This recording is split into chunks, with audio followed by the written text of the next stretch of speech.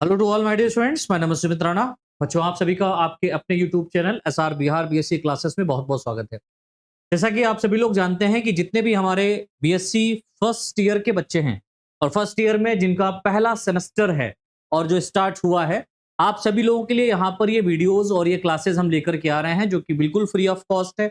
आपको यहीं पर यूट्यूब चैनल के ऊपर कंप्लीट फॉर्म में पूरी की पूरी क्लास मिलेगी, डोंट वरी। लेकिन जो बच्चे हमारा सपोर्ट करना चाहते हैं, हमारे साथ जुड़ना चाहते हैं, मिल करके पढ़ना चाहते हैं, तो वो लोग हमारे एप्लीकेशन को भी लोड कर सकते हैं और वहां पर बहुत ही कम प्राइस में फर्स्ट सेमेस्टर और सेकंड सेमेस्टर दोनों की क्लासेस को ले सकते हैं। ठीक है, चलिए बच्चों स्टार्ट करते हैं आज की क्लास। और क्लास को स्टार्ट करने से पहले मैं आप सभी से कहना चाहूंगा कि अगर आप लोगों ने अभी तक आपने अपने इस यूट्यूब चैनल को सब्सक्राइब नहीं किया है तो कर लीजिए, क्योंकि बिहार से बहुत ज्यादा प्यार और सपोर्ट मिलता है और मैं आशा करूंगा कि आगे भी आप लोग अपना प्यार और सपोर्ट बनाए रखेंगे। मैं अपनी तरफ से पूरी कोशिश करूंगा कि आप लोगों को ज्यादा से ज्यादा कंटेंट यहाँ पर प्रोवाइड किया जाए। अब जितने भी बच्चों का एग्जामिनेशन हो चुका है क्लास 12th में, ठीक है, वो लोग जाहिर सी बात है बहुत अच्छे नंबर लेकर के आए हैं, कुछ टॉपर हैं। और जिनके अच्छे नंबर नहीं आए हैं तो वो भी परेशान ना हो भाई, अभी मौका कहीं नहीं गया है। आप बीएससी में बहुत अच्छा कर सकते हैं, ठीक है, तो घबराइए मत। कहते हैं ना कि डरने की है क्या बात, जब सुमित राणा बीएससी क्लासेस है आपके साथ। तो आज का जो हमारा क्लास रहेगा बच्चों, ये लेक्चर थर्ड रहेगा और इस लेक्चर थर्ड में हम लोग फाइलम पोरीफेरा के बारे में डिस्कस करेंगे। स्पेशली इसके बारे में डिस्कस करेंगे बेटा, फाइलम पोरीफेरा। और फाइलम पोरीफेरा में भी हम पढ़ेंगे आज के इस थीम में जनरल फीचर्स, ठीक है, जो एक सामान्य लक्षण होते हैं फाइलम पोरीफेरा के, वो किस प्रकार के होते हैं उसको हम लोग डिस्कस करेंगे। इससे पहले दो क्लासेस ऑलरेडी आप लोगों की पढ़ चुकी हैं, फाइलम प्रोटोजोआ और इसका क्लासिफिकेशन मैंने पढ़ा दिया है। अगर अभी तक आप लोगों ने नहीं देखा है तो यहाँ पर आई बटन में मैं प्लेलिस्ट दे दूंगा, वहां से आप उस पर क्लिक करके पूरे के पूरे प्लेलिस्ट में जाकर के आप अच्छे से वीडियोस को देख लीजिए। तो बिहार के जितने भी हमारे साथी यहाँ पर बीएससी फर्स्ट ईयर में जिन्होंने एडमिशन लिया है और उनका फर्स्ट सेमेस्टर है, तो आपके लिए बहुत बहुत बेनिफिशियल क्लास है। और इसी तरीके का जो पैटर्न या जो क्लासेस हैं अब बिहार में स्टार्ट हो रही हैं, सेमेस्टर वाइज स्टार्ट हो चुकी थी 2021 से ही, लेकिन अब आप लोगों को कोई दिक्कत वाली बात नहीं है। किसी भी यूनिवर्सिटी में आपने एडमिशन लिया है, सिलेबस जो यहाँ पर मैंने बताया है बिल्कुल उसी तरीके का ही पैटर्न के आधार पर क्लासेस कराई जा रही हैं और पढ़ाया जा रहा है। थोड़ा आगे पीछे हो सकता है नो डाउट, लेकिन ऑलमोस्ट या अधिकतर हम बात करें तो मोस्ट ऑफ केसेस में सिमिलर टाइप का सिलेबस है और सेमेस्टर वाइज आपको पढ़ना है। क्रेडिट सिस्टम हो चुका है तो उसी के आधार पर हम क्लास भी लेकर के आ रहे हैं। चलिए भाई स्टार्ट करते हैं आज की क्लास। और क्लास को स्टार्ट करने से पहले हम सबसे पहले यहां पर ये समझेंगे कि जो फाइलम पोरीफेरा है, ठीक है, फाइलम पोरीफेरा है, उसके कुछ इंपॉर्टेंट पॉइंट हैं, उन पॉइंट्स को हम डिस्कस कर लेते हैं। जैसा कि आप सभी जानते हैं कि आपको एक तरफ हिंदी इंग्लिश मिक्स मिलेगा और एक तरफ टोटल इंग्लिश का कंटेंट आपको प्रोवाइड किया जा रहा है। जो हमारे इंग्लिश मीडियम वाले बच्चे हैं वो इजीली यहाँ पर इसको अच्छे से पढ़ लें, जिसमें थोड़ी सी मिस्टेक्स हो सकती है ग्रामेटिकली लेवल पर, आप उसको देख लीजिएगा, ठीक है, लेकिन बहुत ज्यादा मिस्टेक्स होने के कम चांसेस है, क्योंकि मैं यहाँ पर ट्रांसलेटर का यूज कर रहा हूँ, खुद मैंने ये इंग्लिश में नहीं पढ़ा है, इसलिए मैं इसको पढ़ा भी नहीं रहा हूँ। जो मैंने पढ़ाया है, जो हमने नोट्स बनाए हैं हिंदी मीडियम वाले बच्चों के लिए स्पेशली, उनकी मैं बात कर रहा हूँ। लेकिन अगर आप इंग्लिश मीडियम से हैं और आप इंग्लिश में लिखना चाहते हैं तो नोट्स आपको ये प्रोवाइड किए जा रहे हैं। टेलीग्राम में नहीं जुड़े तो टेलीग्राम में जुड़ जाइए, डिस्क्रिप्शन में लिंक दिया हुआ है, यहां से नहीं जुड़ पा रहे हैं तो आप टेलीग्राम पे जाइए, सर्च कीजिए सुमित राणा बीएससी क्लासेस और ज्वाइन कर जाइए। वहां पर इस क्लास की वीडियो सहित आपको पीडीएफ फाइल प्रोवाइड हो जाएगी, ठीक है। चलो तो फाइलम पोरीफेरा स्टार्ट करते हैं। तो सबसे पहले आपको ये बात याद रखनी होगी, जो कि आपके 10 नंबर के ऑब्जेक्टिव क्वेश्चंस के रूप में भी ये क्वेश्चन पूछा जाता है, ठीक है, कि फाइलम पोरीफेरा का नाम किसने दिया है ना। तो सबसे पहले तो आपको ये पता होना चाहिए कि सबसे पहले इस फाइलम को रॉबर्ट ग्रांट ने प्रपोज किया था। यानी फाइलम पोरीफेरा को सबसे पहले किसने प्रपोज किया, तो आप कहेंगे सर रॉबर्ट ग्रांट, ठीक है। फाइलम पोरीफेरा को सबसे पहले किसने प्रपोज किया बेटा, तो आप बोलेंगे सर रॉबर्ट ग्रांट ने, ठीक है। दूसरी बात यहां पर देखिए लिखा हुआ है, फाइलम पोरीफेरा को मेटाजोआ से अलग पैराजोआ, पैरा मतलब पैराजोआ मीनिंग क्या होता है बेटा, पोर बियरिंग ऑर्गेनिज्म, ऐसे ऑर्गेनिज्म जिनके बॉडी के ऊपर पोर्स पाए जाते हैं, छोटे छोटे पोर्स पाए जाते हैं, और इन पोर्स को हम लोग ऑस्टिया कहते हैं, ठीक है, पोर बियरिंग ऑर्गेनिज्म, इसीलिए इसको मेटाजोआ से अलग करके पैराजोआ में रखा गया है, ठीक है। तो फाइलम पोरीफेरा को मेटाजोआ से अलग Parazoa that mean spore bearing organism में रखा गया है। तो पैराजोआ मीनिंग क्या होता है, ऐसे ऑर्गेनिज्म जिनके पूरे बॉडी के ऊपर पोर्स पाए जाते हो उनको हम पैराजोआ के अंदर इंक्लूड करते हैं। नेक्स्ट पॉइंट बहुत इंपॉर्टेंट है, देखिए लिखा हुआ है पोरीफेरा के स्टडी को पैराजूलॉजी कहते हैं। याद रखिएगा फाइलम पोरीफेरा है। अब फाइलम पोरीफेरा के अंदर बहुत सारे ऑर्गेनिज्म आते हैं, है ना, बहुत सारे ऑर्गेनिज्म को रखा गया है। तो इन ऑर्गेनिज्म के अध्ययन को, इन ऑर्गेनिज्म के स्टडी को हम क्या कहते हैं बेटा, पैराजूलॉजी। याद रखोगे। चलो नेक्स्ट क्वेश्चन देखिए लिखा हुआ है, या पॉइंट यहां पर है, फाइलम पोरीफेरा का मतलब होता है पोर बियरिंग ऑर्गेनिज्म। फाइलम पोरीफेरा का मतलब क्या होता है, पोर बियरिंग ऑर्गेनिज्म। तो फाइलम पोरीफेरा अगर लिखा हुआ है तो उसका मतलब ये हो गया कि इसके अंदर ऐसे ऑर्गेनिज्म को रखा गया है जिनके बॉडी के ऊपर पोर्स पाए जाते हैं। यहां तक क्लियर हुआ सभी को। ये कुछ इंपॉर्टेंट पॉइंट हैं साथियों जो आपको पता होने चाहिए। चलिए अब हम जनरल फीचर्स की बात करते हैं जो कि हमारे इंपॉर्टेंट एग्जाम के पॉइंट ऑफ व्यू से बहुत इंपॉर्टेंट, ठीक है। तो फाइलम पोरीफेरा के हम बात करेंगे किसके बेटा, जनरल फीचर्स की या जनरल कैरेक्टर, सामान्य लक्षण। इसको हिंदी में क्या कहते हैं बेटा, सामान्य सामान्य लक्षण, ठीक है। देखिए पहला पॉइंट क्या लिखा हुआ है कि फाइलम पोरीफेरा में पाए जाने वाले सभी सदस्य एक्वाटिक, एक्वाटिक कहने का मतलब क्या होता है बेटा, जलीय। एक्वाटिक कह दिए हैं तो उसका मतलब हो गया जलीय। अब जल दो प्रकार का पाया जा रहा है, एक तो स्वच्छ जल है, दूसरा समुद्री जल है ना। एक फ्रेश वाटर है, दूसरा मैराइन वाटर है। तो मैराइन वाटर में भी पाई जाती हैं और फ्रेश वाटर में भी कुछ स्पीसीज इसकी पाई जाती है फाइलम पोरीफेरा के अंतर्गत रखे गए सदस्य की, ठीक है। तो कुछ मतलब फ्रेश वाटर में है, कुछ एक्वाटिक मतलब बोले तो मैराइन वाटर में है, तो इसीलिए क्या हो गया एक्वाटिक। तो फाइलम पोरीफेरा में पाए जाने वाले सभी सदस्य एक्वाटिक होते हैं। एक्वाटिक मतलब पानी में ही पाए जाएंगे, इसके अलावा आपको ये लैंड पर नहीं देखने को मिलता। जिसमें भी आप देखेंगे कि अत्यधिक रूप से पाए जाने वाले सदस्य, जिसमें भी सबसे ज्यादा रूप में पाए जाने वाले सदस्य मैराइन वाटर में है, ठीक है। सबसे ज्यादा जो सदस्य पाए जा रहे हैं वो कहां पाए जा रहे हैं बच्चों, मैराइन वाटर में। वह कुछ सदस्य फ्रेश वाटर में भी पाए जाते हैं और इसका एग्जाम्पल पूछा जाता है कि फ्रेश वाटर में पाए जाने वाला कौन सा पोरीफेरा है, तो आप बोलेंगे सर स्पॉन्जिला। याद हो गया, एक नंबर का क्वेश्चन है। आप ये मान के चलिए कि अगर आप नीट की भी अपनी तैयारी कर रहे हैं बेटा, ठीक है, अगर आप अपनी नीट की भी तैयारी कर रहे हैं तो ये क्लास आपके लिए बहुत बहुत बेनिफिशियल है। मैं यहाँ पर सिर्फ आपको बीएससी में ही महारत हासिल नहीं करा रहा, आप किसी भी कॉम्पिटिटिव एग्जाम्स के लिए भी अपनी प्रिपरेशन करते चल रहे हैं साथ में। बीएससी का तो आप अपना एग्जाम, यूनिवर्सिटी एग्जाम तो आप देंगे ही देंगे, इसके साथ साथ आप नीट का भी एग्जाम दे सकते हैं। इसके साथ साथ आप अगर मान लीजिए बीएससी कंप्लीट हो गया, बीएससी कंप्लीट करने के बाद में आप एमएससी कर रहे हैं और एमएससी भी आपका हो गया, तो वहां भी कुछ ऐसे ही पॉइंट्स लिखने को आते हैं, आप वहां पर भी यूज कर सकते हैं। इसके साथ साथ आप एमएससी हो गया, उसके साथ साथ आप नीट के साथ साथ टीजीटी, पीजीटी के लिए भी ये दे सकते हैं।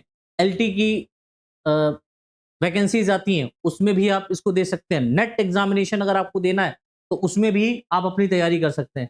तो देखा जाए तो बीएससी सिर्फ नॉर्मल लेवल पे यहाँ पर नहीं बेटा, बीएससी कहने का मतलब ही हो गया बैचलर ऑफ साइंस, है ना। आप बैचलर हो जाएंगे साइंस के अंदर, मतलब आपने बीएससी के अंदर अपने सब्जेक्ट में कमांड बना ली है। अगर आपका जूलॉजी ऑनर्स है तो ये वीडियो आपके लिए बिल्कुल सही है। और जिन लोगों ने बॉटनी ऑनर्स ले रखा है तो वो भी घबराइए मत, आपने जूलॉजी माइनर में लेके रखा होगा, सब्सिडरी में लेके रखा होगा, है ना। तो वहां पर भी इस तरीके के क्वेश्चंस आप पढ़ते चले। तो यहाँ पर जो आपको पढ़ाया जा रहा है बेटा, ये डिटेल स्टडी पढ़ाया जा रहा है, ठीक है। चलो वापस आते हैं अपने टॉपिक पर।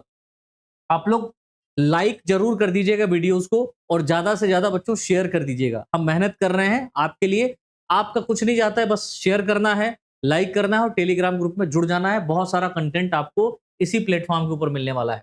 चलिए नेक्स्ट क्वेश्चन लिखा हुआ है, ये ऑल मेंबर्स ससाइल, ससाइल कहने का मतलब क्या होता है बेटा, स्थानबद्ध, मतलब एक स्थान पर ही रहते हैं, ठीक है। सोलिटरी मतलब एकल, व कॉलोनियल मतलब निवही होते हैं, ठीक है। जितने भी सदस्य हैं ये सारे के सारे एक स्थान पर ही चिपके होते हैं किसी दूसरे सबस्टेशन से। सोलिटरी मतलब अकेले रहते हैं या कॉलोनियल भी होते हैं, कॉलोनी बना करके भी रह सकते हैं और अकेले भी रह सकते हैं। अगला पॉइंट, इन सदस्यों में सिमिट्री एसिमेट्रिकल प्रकार की होती है, ठीक है। एसिमेट्रिकल कहने का मतलब ऐसी सिमिट्री या ऐसी सममिति जो किसी भी प्रकार की नहीं है। अगर आप इसको किसी भी प्लेन से कट करते हैं तो उसमें किसी भी टाइप की सिमिट्री देखने को नहीं मिलती है।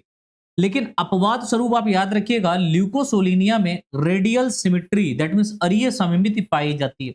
सिमिट्री के ऊपर मैंने अलग से पूरा वीडियो बना करके डाला हुआ है ना, पुराने वाले चैनल के ऊपर, तो वहां से देख सकते हैं। और यहाँ पर भी मैं अलग से कभी एक वीडियो बना करके डाल दूंगा पूरी की पूरी सिमेट्री के ऊपर, ठीक है, कितने टाइप की होती है, क्या होता है, सब मैं बताऊंगा, ठीक है। तो लेकिन अपवाद स्वरूप अगर आप देखें तो ल्यूकोसोलिनिया में रेडियल सिमेट्री बोले तो अरीय सममिति पाई जाती है, ठीक है। अगला पॉइंट, यह सदस्य प्रिमिटिव मतलब कैसे होते हैं, आद्य प्रकार के होते हैं, मल्टी सेलुलर होते हैं, बहुकोशिकीय होते हैं। लेकिन याद रखिएगा इन सदस्यों में सेलुलर ग्रेड लेवल का बॉडी ऑर्गेनाइजेशन पाया जाता है। सेलुलर, सेलुलर बोले तो कोशिकीय लेवल का, कोशिकीय। अब आप कहेंगे सर यहां पर तो टिश्यू लेवल का होना चाहिए था। नहीं भैया, टिश्यू लेवल का नहीं। बहुत सारे बच्चों को कंफ्यूजन है, सर सेलुलर कहने का मतलब तो सेल का हो गया ना। हाँ, तो यहां पर सेल का ही बॉडी ऑर्गेनाइजेशन है, लेकिन सेल्स जो हैं वो लूजली फॉर्म में अरेंज है। यहां पर एक सेल जो है वो डिवाइड करके कनेक्टिवली क्लोज ना होकर के टिश्यू को फॉर्म नहीं कर रही है। ये सेल्स क्या कर रही है, एक मास लाइक स्ट्रक्चर बना रही है, बट वो मास लाइक स्ट्रक्चर टिश्यू नहीं है। इस बात को याद रखिएगा, बहुत सारे बच्चों को कंफ्यूजन रहता है। फाइलम पोरीफेरा में सेलुलर ग्रेड लेवल का बॉडी ऑर्गेनाइजेशन होता है। क्यों? क्योंकि इनमें सेल्स जो होती हैं वो लूज मास के फॉर्म में अरेंज रहती हैं, जिससे टिश्यू का निर्माण नहीं होता है। इसीलिए हम ये नहीं कह सकते कि फाइलम पोरीफेरा में जो सदस्य पाए जा रहे हैं इनमें टिश्यू ग्रेड लेवल का बॉडी ऑर्गेनाइजेशन है। कुछ बुक्स में अगर लिखा है तो वो गलत है, अब इसको सही मानिए, ठीक है। चलो नेक्स्ट पॉइंट जो यहां पर है वो है कि इन सदस्यों में जर्म लेयर मुख्य रूप से दो रूप में पाई जाती है, ठीक है। जर्म लेयर मुख्य रूप से कितने फॉर्म में है, दो रूप में पाई जाती है, जिस कारण इन्हें डिप्लोब्लास्टिक ऑर्गेनिज्म कहते हैं। अब जाहिर सी बात है जिनमें जर्म लेयर टू फॉर्म में पाई जा रही है, दो रूप में पाई जा रही है, तो ऐसे सदस्यों को डिप्लोब्लास्टिक कहते हैं। जिनमें जर्म लेयर तीन पाई जाती है, तीन रूप में पाई जाती है, तो उसको ट्रिप्लोब्लास्टिक हम लोग बोलते हैं सदस्य। तो ये डिप्लोब्लास्टिक ऑर्गेनिज्म होते हैं। क्यों? क्योंकि इनमें जर्म लेयर दो प्रकार की पाई जा रही है। इन जर्म लेयर को पिनेकोडर्म, ठीक है, और क्या कहते हैं बेटा, कोएनोडर्म कहते हैं। और पिनेकोडर्म अगर आप देखें तो पिनेकोडर्म को हम लोग आउटर मेम्ब्रेन के नाम से जानते हैं, जिसमें पिनेकोसाइट सेल्स पाई जाती है। बहुत इंपॉर्टेंट है, इस पॉइंट को थोड़ा सा धैर्यपूर्वक और अच्छे से समझने का प्रयास कीजिएगा, क्योंकि इस पॉइंट के अंदर आपके कई ऑब्जेक्टिव क्वेश्चंस भी सॉल्व हो रहे हैं। देखिए मैंने क्या बताया कि इन सदस्यों में जर्म लेयर मुख्य रूप से दो रूप में पाई जाती है, ठीक है, जिस कारण इन्हें डिप्लोब्लास्टिक ऑर्गेनिज्म कहते हैं। तो फाइलम पोरीफेरा के जितने भी सदस्य हैं उनको क्या कहते हैं बेटा, डिप्लोब्लास्टिक कहते हैं, ठीक है। इन जर्म लेयर को पिनेकोडर्म और कोएनोडर्म कहते हैं, ठीक है। जर्म लेयर कौन कौन सी हो गई, पिनेकोडर्म, कोएनोडर्म। पिनेकोडर्म की अगर हम बात करें तो ये आउटर मोस्ट मेम्ब्रेन होती है, बॉडी के सबसे बाहर की तरफ पाई जा रही है, जिसमें पिनेकोसाइट सेल्स प्रेजेंट होती हैं। जिसमें क्या पाई जाती है, पिनेकोसाइट सेल्स पाई जाती है। कोइनोडर्म जो होती है वो इनर मेम्ब्रेन होती है, जिसमें कोइनोसाइट सेल्स पाई जाती है, ठीक है, कहते हैं। तथा इन दोनों लेयर के बीच में एक और लेयर जैसी संरचना है, लेयर नहीं है, लेयर के जैसी संरचना पाई जाती है, जो जिलेटिनस फॉर्म में होती है, ठीक है। इन दोनों लेयर के बीच में एक जिलेटिनस मटेरियल के रूप में मीजेनकाइम पाई जाती है, ठीक है। जिलेटिनस, जिलेटिन लाइक स्ट्रक्चर के रूप में क्या पाई जा रही है, मीजेनकाइम पाई जा रही है, जिससे हम इसको डिफरेंशिएट कर पा रहे हैं कि ये आउटर मोस्ट लेयर है और ये इनर मोस्ट लेयर है, बराबर। जिसमें अमीबोसाइट सेल्स पाई जाती हैं।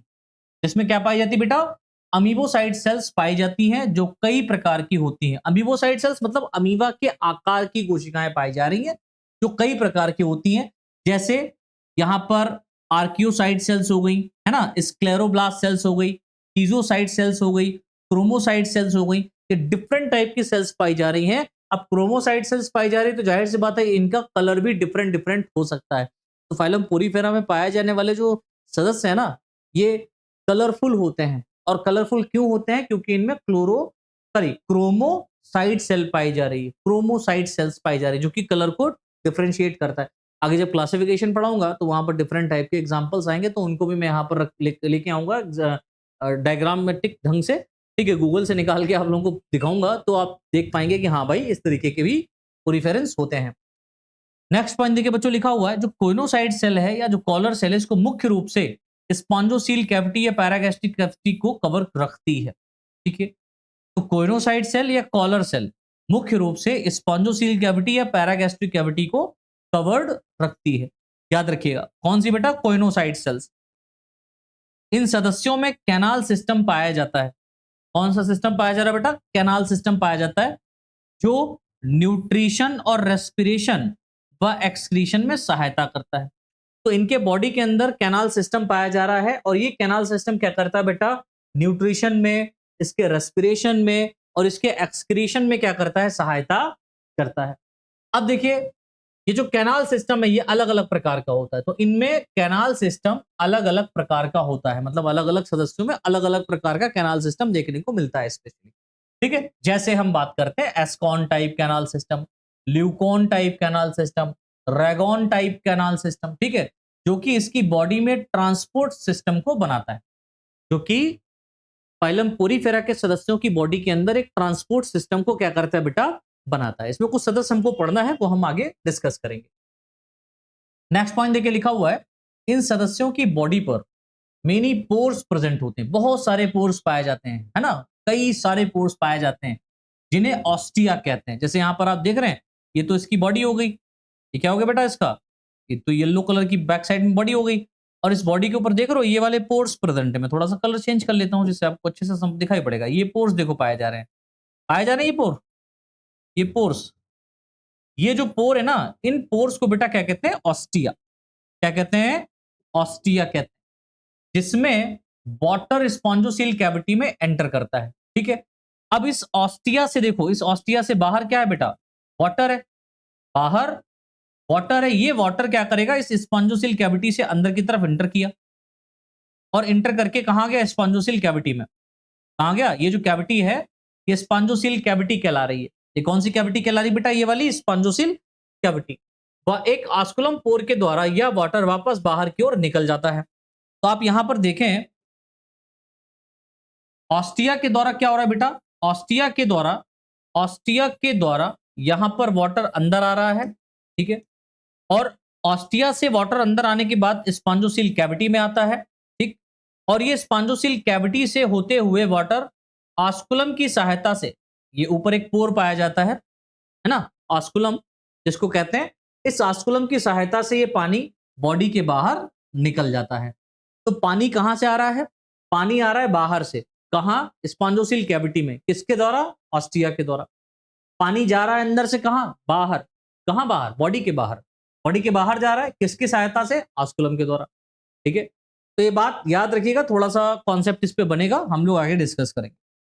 चलिए नेक्स्ट पॉइंट देखिए साथियों, लिखा हुआ है कि इन सदस्यों में अलग से कोई भी डाइजेस्टिव कैविटी या माउथ नहीं पाया जाता। तो आप देखेंगे यहां पर जो सदस्य पाए जा रहे हैं इनमें अलग से किसी भी प्रकार का कोई भी डाइजेस्टिव आप कहें कैविटी या माउथ नहीं पाया जाता है। जो ऑस्टिया से वाटर आता है उसी की सहायता से बॉडी के अंदर कुछ न्यूट्रिएंट्स पार्टिकल भी आ जाते हैं और उनको यूज कर लिया जाता है, बॉडी के अंदर डाइजेशन करके उसका उपयोग कर लेते हैं।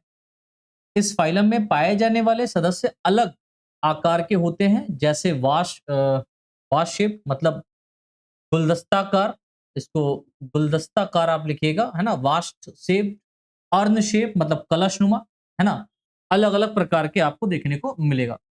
नेक्स्ट, इन सदस्यों की बॉडी पर स्केलेटन स्पिक्यूल्स के रूप में, अब आप याद रखिएगा इनकी बॉडी के ऊपर स्केलेटन सिस्टम भी प्रेजेंट है। वो स्केलेटन किस रूप में पाया जा रहा है बेटा, स्पिक्यूल्स के रूप में पाया जाता है। और जो स्पिक्यूल्स हैं किसके बने होते हैं, तो कैलकैरियस मतलब कैल्शियम कार्बोनेट का, और सिलिसियस, है ना, सिलिसियस सिलिका का।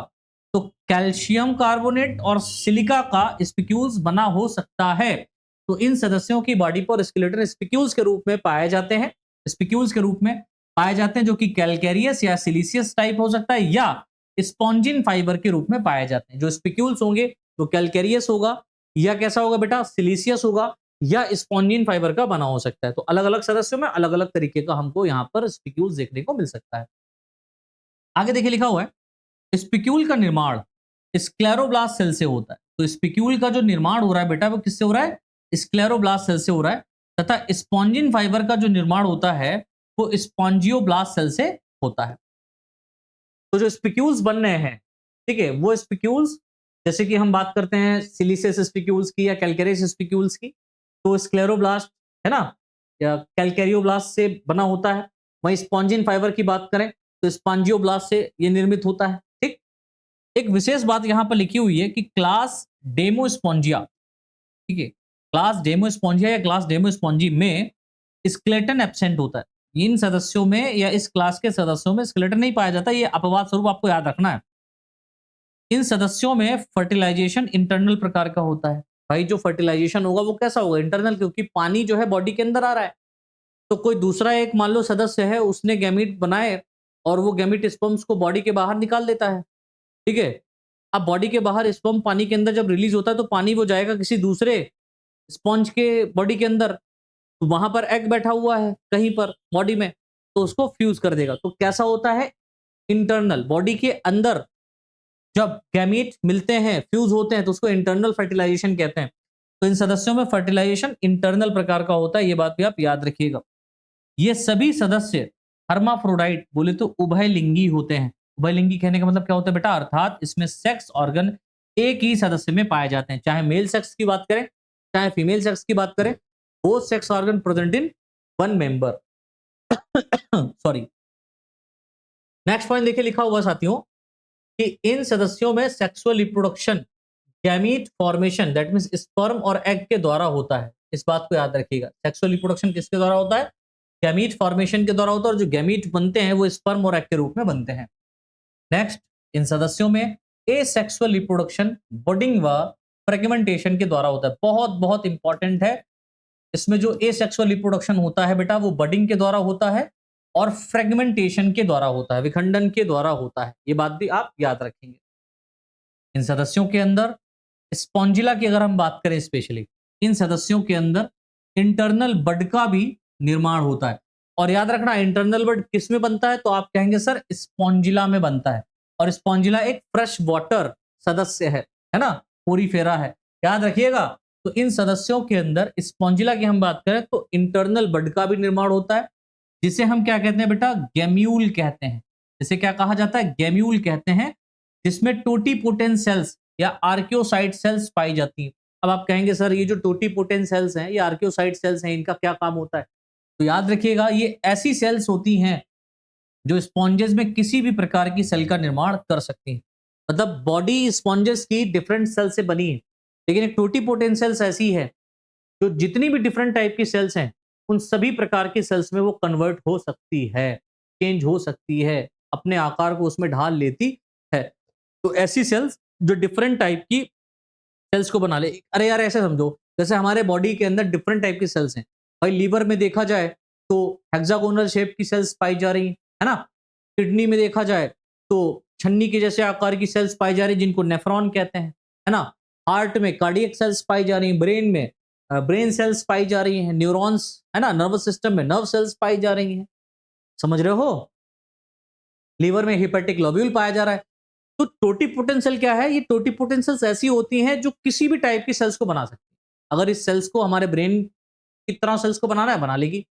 लिवर की तरह बनाना है, बना लेगी।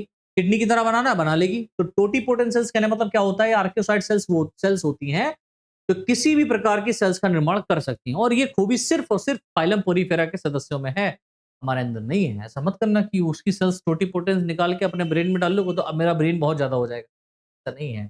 चलो नेक्स्ट, इन सदस्यों में डेवलपमेंट इनडायरेक्ट प्रकार का होता है। अब इनडायरेक्ट देखो, फर्टिलाइजेशन इंटरनल हो रहा है, लेकिन डेवलपमेंट कैसा हो रहा है? इनडायरेक्ट प्रकार का। याद रखना, बहुत इंपॉर्टेंट है। अब जरूरी नहीं है कि सर ने एक बार बताया था कि एक्सटर्नल फर्टिलाइजेशन होगा तो डेवलपमेंट इनडायरेक्ट होगा, है ना, और इंटरनल फर्टिलाइजेशन होगा तो डेवलपमेंट डायरेक्ट होगा। नहीं, इनडायरेक्ट डेवलपमेंट कहने का मतलब क्या होता है? ऐसा डेवलपमेंट जिसमें लार्वल स्टेज पाई जाए। और डायरेक्ट डेवलपमेंट कहने का मतलब क्या होता है? ऐसा डेवलपमेंट जिसमें लार्वल स्टेज नहीं पाई जाती है। तो होता है डायरेक्ट एडल्ट में चेंज हो जाता है जो जाइगोट होता है। अब कुछ कुछ केसेस में क्या होता है कि इंटरनल फर्टिलाइजेशन हुआ लेकिन डेवलपमेंट इनडायरेक्ट होगा, जैसे फाइलम पोरीफेरा। अपवाद स्वरूप सब कुछ है, बायोलॉजी है तो एक्सेप्शन होगा ही होगा। ठीक है, तो इन सदस्यों में डेवलपमेंट इनडायरेक्ट प्रकार का होता है, अर्थात इनमें लार्वल स्टेज पाई जाती है, जिसमें दो प्रकार के लार्वा निम्नलिखित रूप से पाए जाते हैं। पहला जो यहाँ पर है बेटा, उसको बोलते हैं एम्फीब्लास्टुला लार्वा। इसके ऊपर आ सकता है एक शॉर्ट नोट लिखने के लिए, पढ़ा दूंगा, जिसको जो स्पेशली साइफा में बनता है। और दूसरा है पैरेन्काइमुला लार्वा, जो कि ल्यूकोसोलिनिया के अंदर बनता है। ठीक है, तो दो प्रकार के ऐसे लार्वा हैं जो फाइलम पोरीफेरा के अंदर डेवलप होते हैं। स्पेशली याद रखिएगा कौन कौन से मैंने बताया। एक तो एम्फीब्लास्टुला लार्वा, दूसरा कौन सा है? पैरेन्काइमुला लार्वा। एम्फीब्लास्टुला, पैरेन्काइमुला, याद रखोगे। आगे बढ़े। ओके, आगे देखिए नेक्स्ट पॉइंट लिखा हुआ है, इन सदस्यों में डाइजेशन इंट्रासेलुलर फॉर्म में होता है, मतलब जो डाइजेशन हो रहा है वो इंट्रासेलुलर कोशिका के अंदर फूड पार्टिकल को, मटेरियल को डाइजेस्ट किया जा रहा है, याद रखोगे। अर्थात कॉलर सेल्स में प्रेजेंट फूड वैक्यूल्स में डाइजेशन कंप्लीट होता है। जो कॉलर सेल्स है, इन कॉलर सेल्स में जो फूड वैक्यूल्स पाई जाती हैं, इन फूड वैक्यूल्स के अंदर ही डाइजेशन क्या होता है बेटा, कंप्लीट होता है, ठीक है। जहां से बाद में जो इसेंशियल चीजें होती हैं उनको एब्जॉर्ब कर लिया जाता है, रिलीज कर लिया जाता है, बाहर निकाल लिया जाता है बॉडी में। और जो इस एक्सेप्शनल होती है, या हम ये कहें कि जो ऐसे सब्सटेंस होते हैं जो बॉडी के लिए यूजफुल नहीं होते, उनको बॉडी के बाहर एक्सक्रीट कर दिया जाता है। नेक्स्ट वन देखिए लिखा हुआ है, इन सदस्यों में रेस्पिरेशन व एक्सक्रीशन बॉडी की जनरल सरफेस से होता है। तो बॉडी के सरफेस से ही क्या हो रहा है, रेस्पिरेशन हो रहा है और एक्सक्रीशन हो रहा है, इस बात को याद रखेंगे। नेक्स्ट पॉइंट देखिए लिखा हुआ है, इन सदस्यों में एक्सक्रीटरी प्रोडक्ट अमोनिया के रूप में बनता है। बहुत बहुत इंपॉर्टेंट है, 1 नंबर के रूप में पूछा जाने वाला क्वेश्चन, ठीक है। फाइलम पोरीफेरा के सदस्यों में एक्सक्रीटरी प्रोडक्ट किस रूप में बनता है, तो आप कहेंगे सर अमोनिया के रूप में बनेगा। तो ये कैसे हो गया, मोनोटेलिक, हाँ बिल्कुल हो गया। नेक्स्ट लास्ट क्वेश्चन है, इन सभी सदस्यों में रीजनरेशन पावर अत्यधिक रूप से पाई जाती है। बहुत बहुत खास बात, रीजनरेशन की जो पावर है ना, वो इनमें बहुत बहुत ज्यादा रूप में पाई जाती है। मतलब बॉडी का कोई भी पार्ट अगर डैमेज होता है ना, तो कोई बात नहीं, उसको डैमेज हो जाने दो, इनके पास में इतनी पावर है कि ये उस डैमेज पार्ट को दोबारा से रीजनरेट कर लेते हैं। समझ में आ रहा है। और जो डैमेज पार्ट हुआ होता है ना, जो टूट गया होता है, बॉडी से अलग हो जाता है, उससे भी क्या होता है, एक नया पोरीफेरा बन सकता है फ्रेगमेंटेशन के द्वारा। समझ रहे हो। तो इनके अंदर बहुत अच्छी पावर है, वो हमारे अंदर नहीं है। कोई बात नहीं, आने वाले टाइम में हो सकता है हमारे अंदर भी ऐसी पावर आने लगे, लेकिन पहले की ये बात हम कहें, ये सब रिलेटेड है हमारे एंसेस्टर से ही, है ना। तो हमारे पूर्वजों की अगर हम बात कहें तो उनके अंदर ये पावर थी। लाइक पोरीफेरा भी हमारे पूर्वज कहीं ना कहीं रहे हैं, कोरिलेशन आप कह सकते हो यार, ठीक है। तो ये रहा फाइलम पोरीफेरा का कंप्लीट आपका जनरल फीचर्स, जो आपके एग्जाम के पॉइंट ऑफ व्यू से बेटा बहुत इंपॉर्टेंट है। आप इसको अच्छे से 1-2 बार जब देखेंगे तो आपको पूरा याद हो जाएगा, और नोट्स बनाते हुए चलिएगा, ठीक है। तो आपको ज़्यादा दिक्कत नहीं होगी, आप आसानी से रिवाइज कर सकते हैं। नोट्स आपके सामने रखे होंगे, तो आप इजीली नोट्स अपने खोल लीजिए और इस वीडियो को दोबारा से देखेंगे तो आपको आसानी से सारा का सारा चीज़ याद हो जाएगा एग्जाम टाइम में तो बिल्कुल ही, ठीक है। और नेक्स्ट क्लास में हम लोग फाइलम पोरीफेरा के क्लासिफिकेशन की बात करेंगे। तो आज के लिए इतना ही, बहुत बहुत धन्यवाद। और अभी तक अगर चैनल को सब्सक्राइब नहीं किया है तो यार चैनल सब्सक्राइब करके बेल आइकन दबा लीजिए, और ज़्यादा से ज़्यादा शेयर कीजिए अपने साथियों के साथ में। कोशिश करूँगा बिहार की, अपने बच्चों के लिए, बिहार की अपनी जनता के लिए कि यहाँ पर बहुत सारा कंटेंट हम बीएससी का आप लोगों के बीच में लेकर के आएँ। ठीक है, और ये सब तभी पॉसिबल हो पाएगा जब आप लोग हमें प्यार और सपोर्ट बनाएँगे। आज के लिए इतना ही। बहुत-बहुत धन्यवाद। सभी को जय हिंद, जय भारत।